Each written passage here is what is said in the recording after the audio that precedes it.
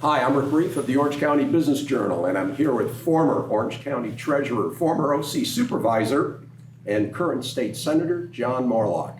John, always a pleasure. Rick, thanks for coming to our headquarters. I'd like the viewers to know that for a quarter century now, John Moorlach has been the lodestar of local politics, a tireless reformer and an outspoken critic of waste and corruption. John has forged alliances and earned respect across the political spectrum. And rare among California officials, John can count.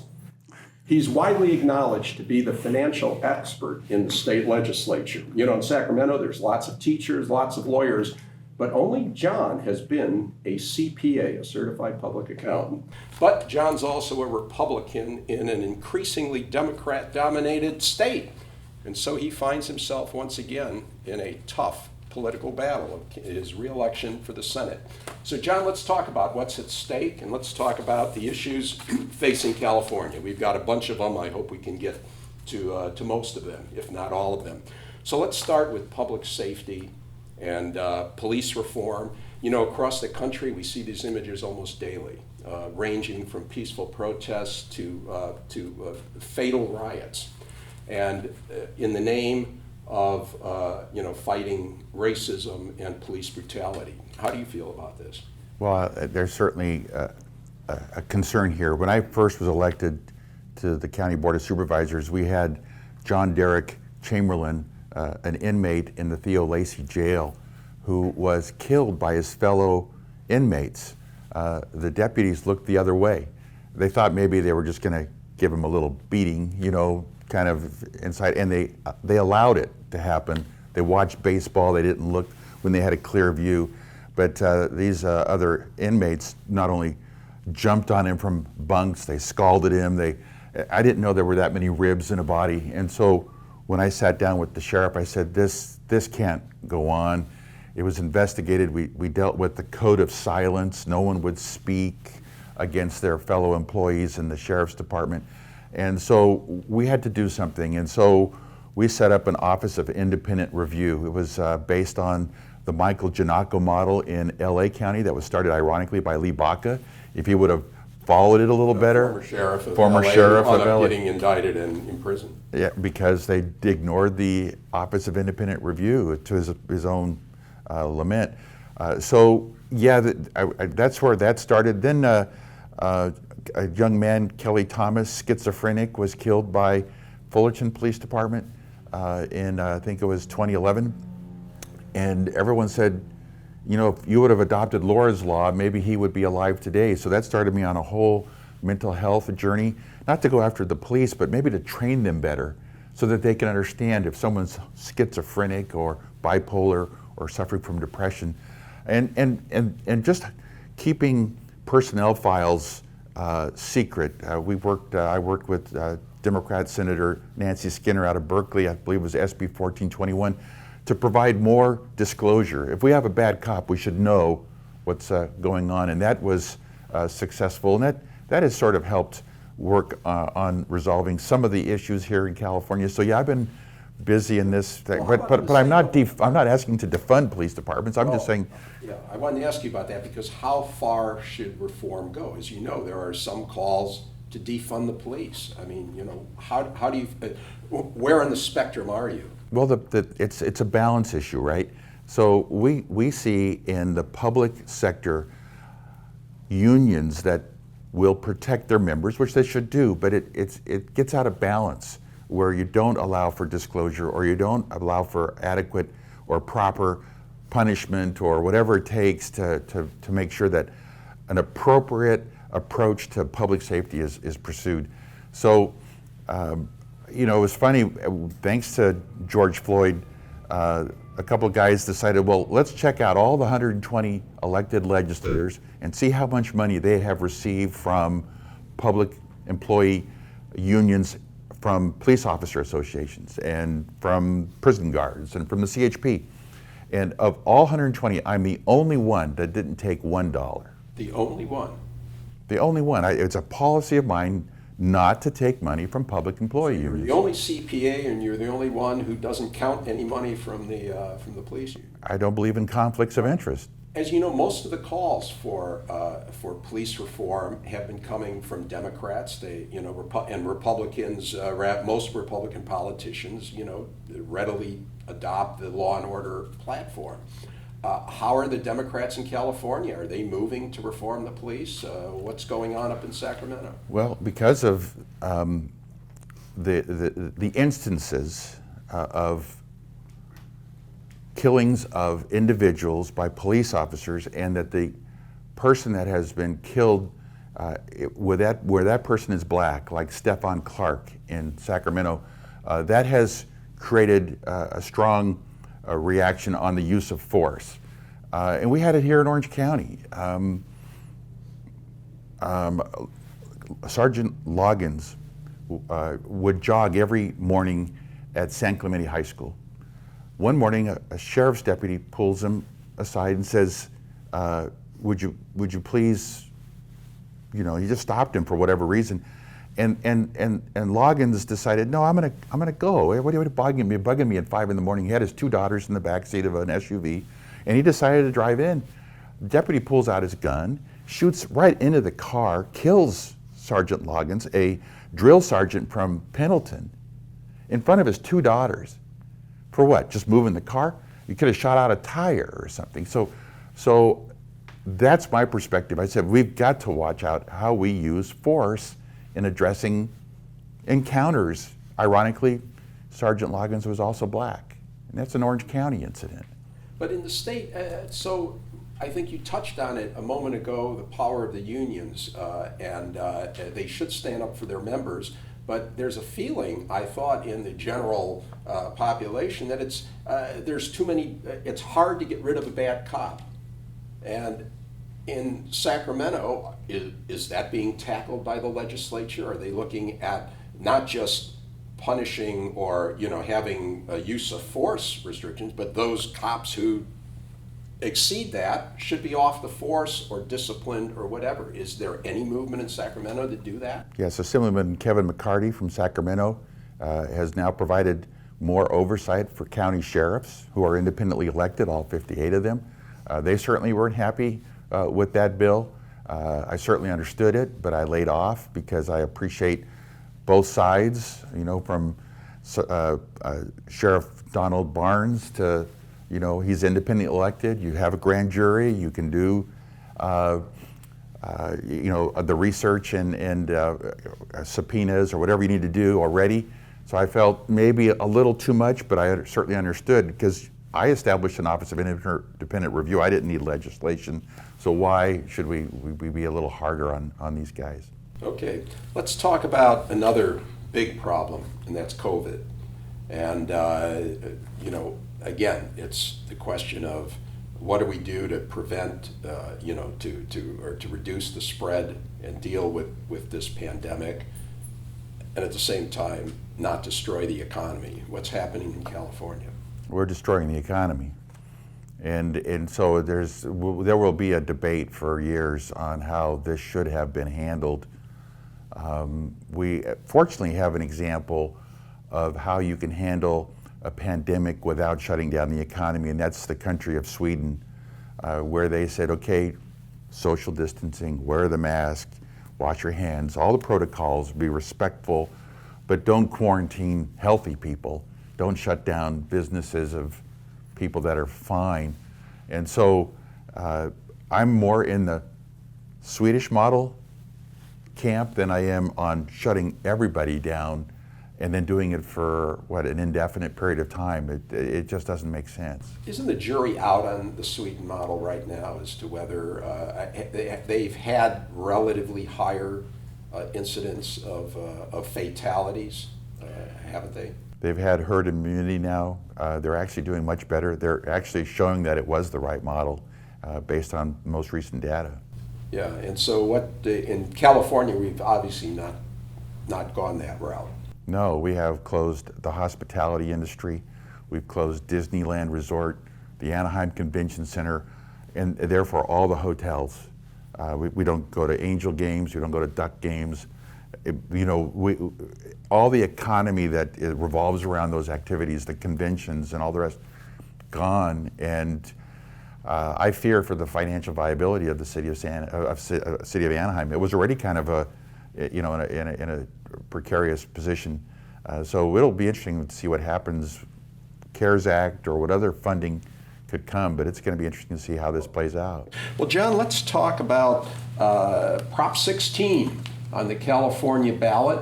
John, back in 1996, the voters of California passed Prop 209, which essentially said the state of California will not discriminate on the basis of sex, race, gender, so forth.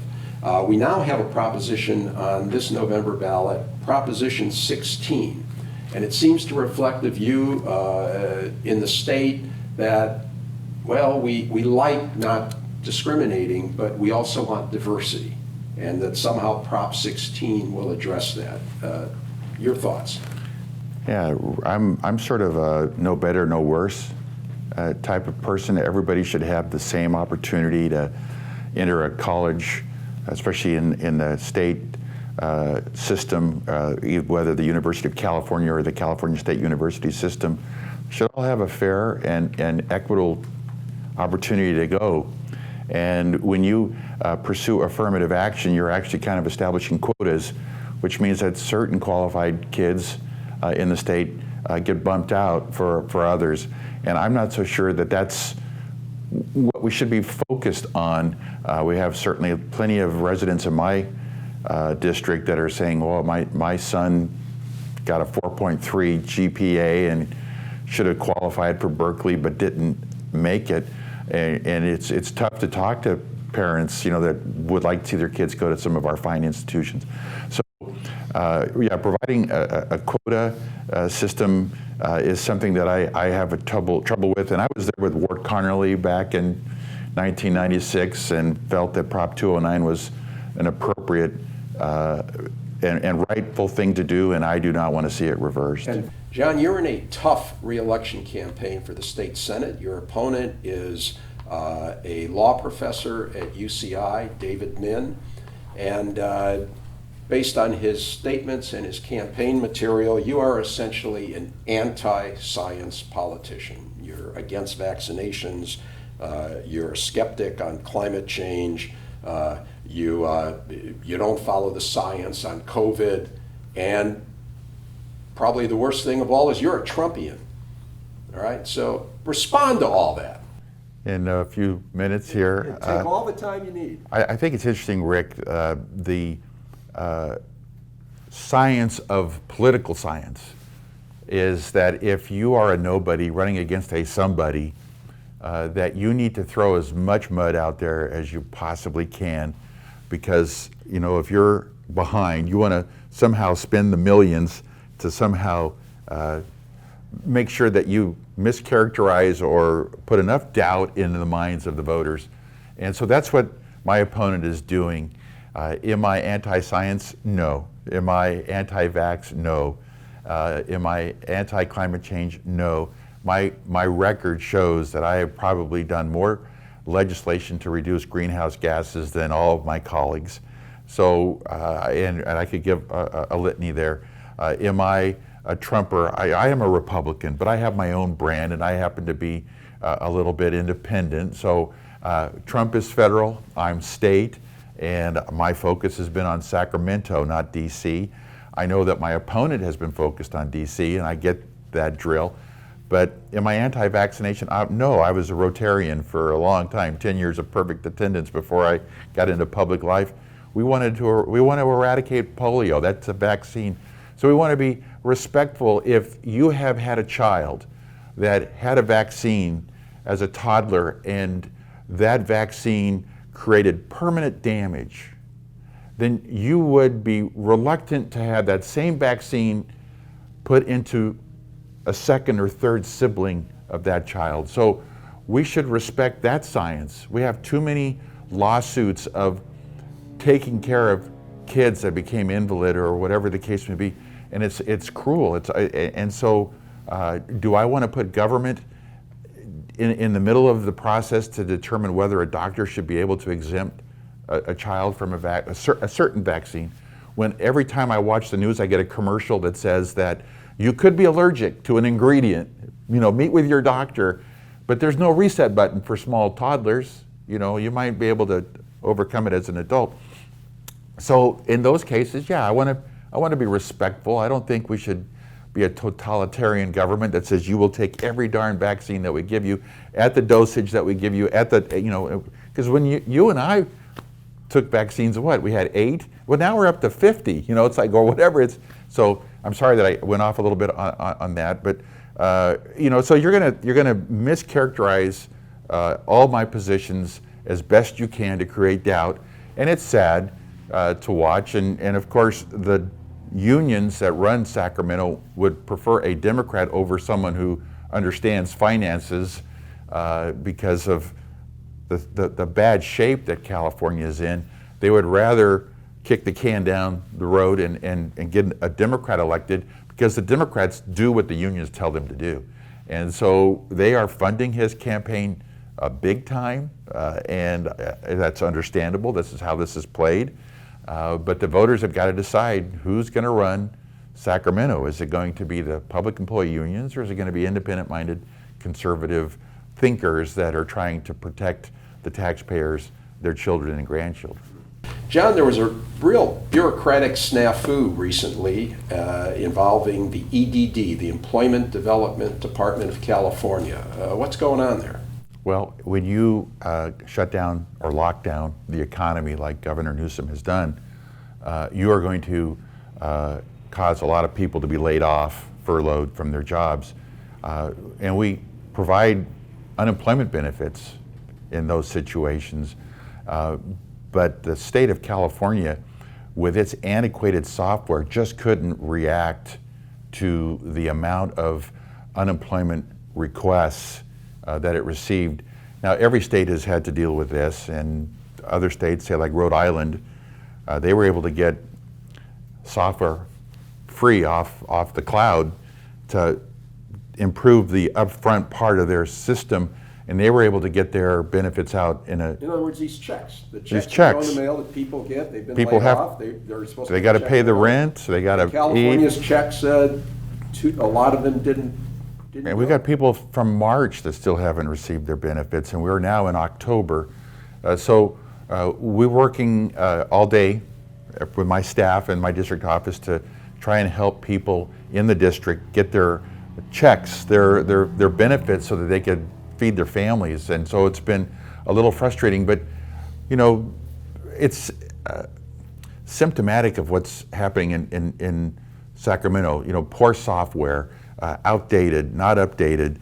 We have it with the DMV. They couldn't handle a workload increase for the Real ID. We have Caltrans that had staffing that was overstaffed. We have a software package called Fiscal. The state has already spent $1 billion on their bookkeeping system, and it's still not working.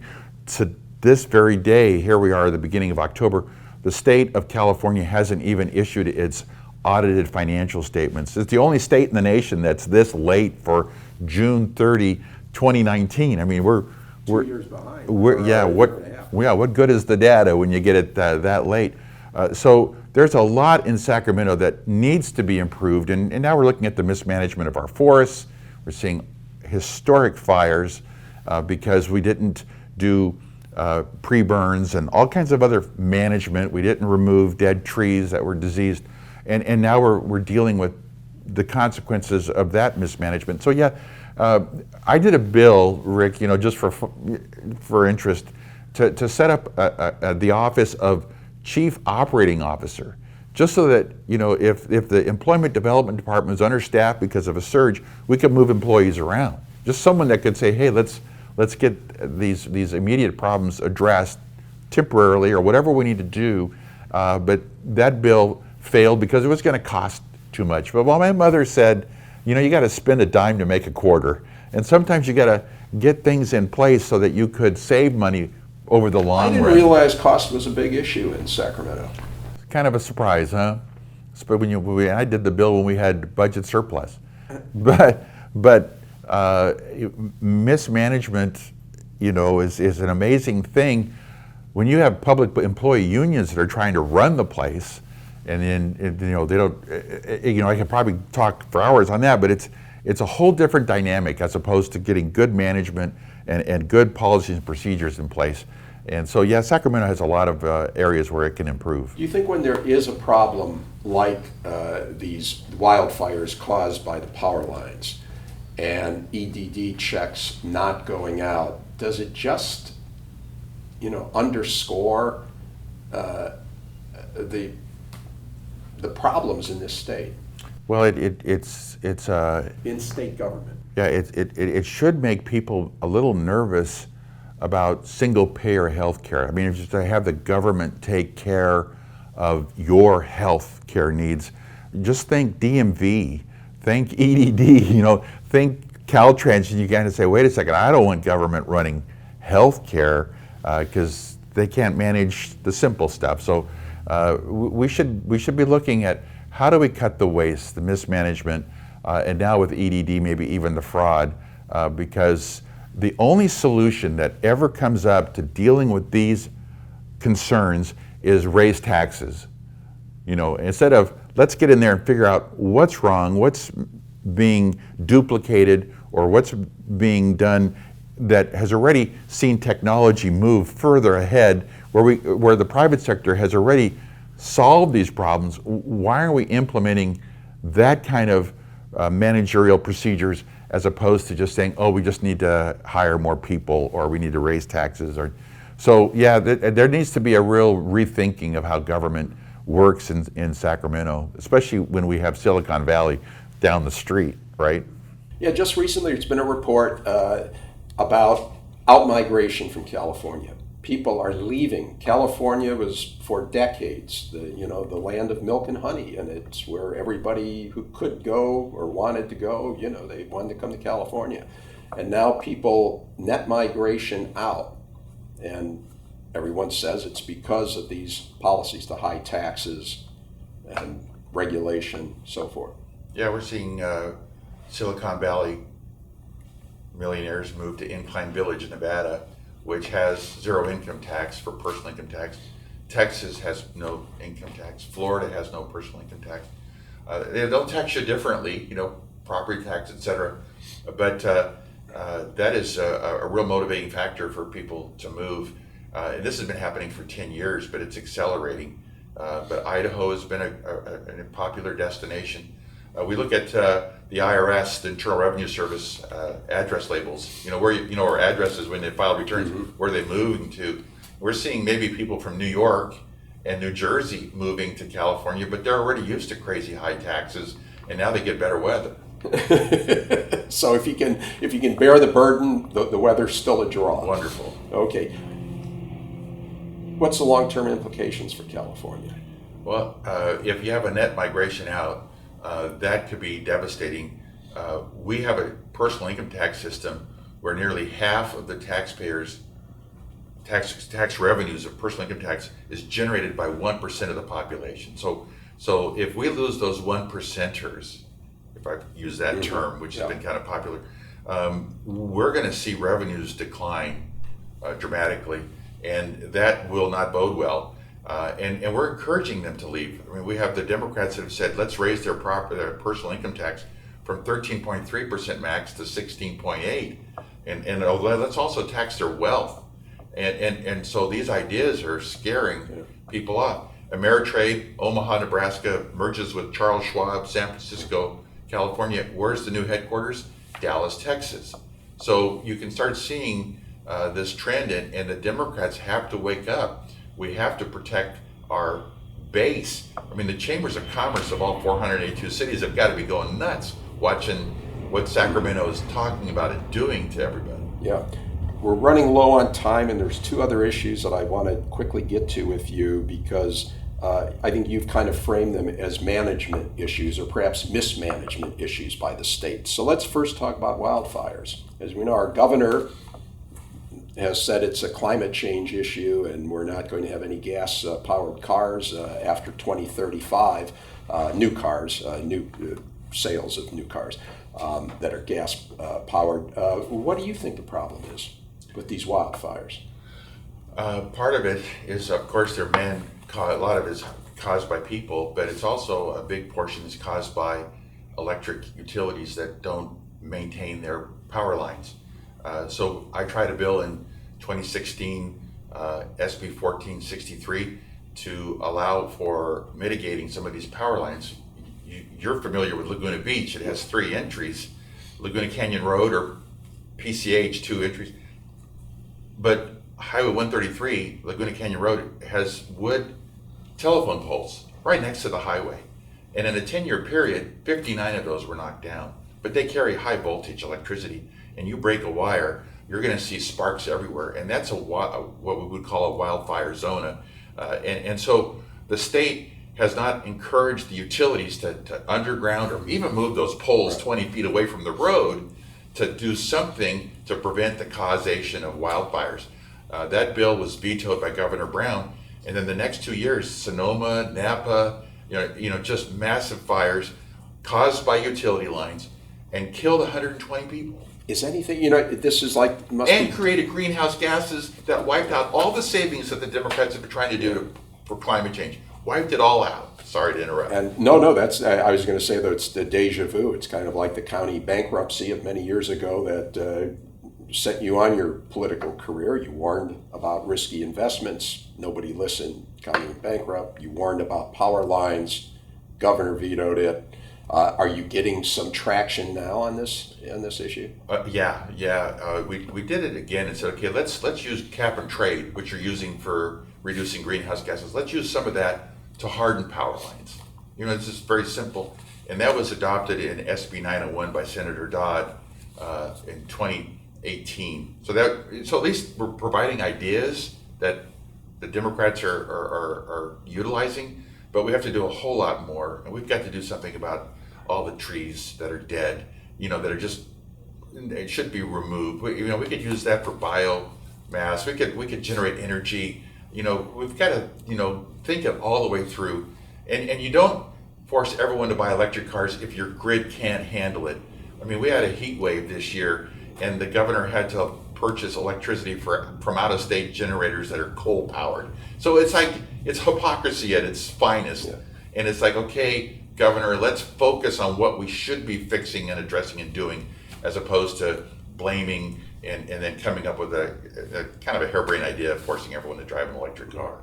Well, we are out of time now, John, so we did not get to mental health and homelessness. I think we covered all of the other big issues, but anybody that wants to know about your stands on that, you have really, it's been a real crusade of yours to help the homeless and deal with that problem. And so folks can go online and learn all about it. So anyways, John, it was great talking to you. Rick, to be with a Pulitzer Prize winner, this was a real honor. Thanks. The honor's all mine.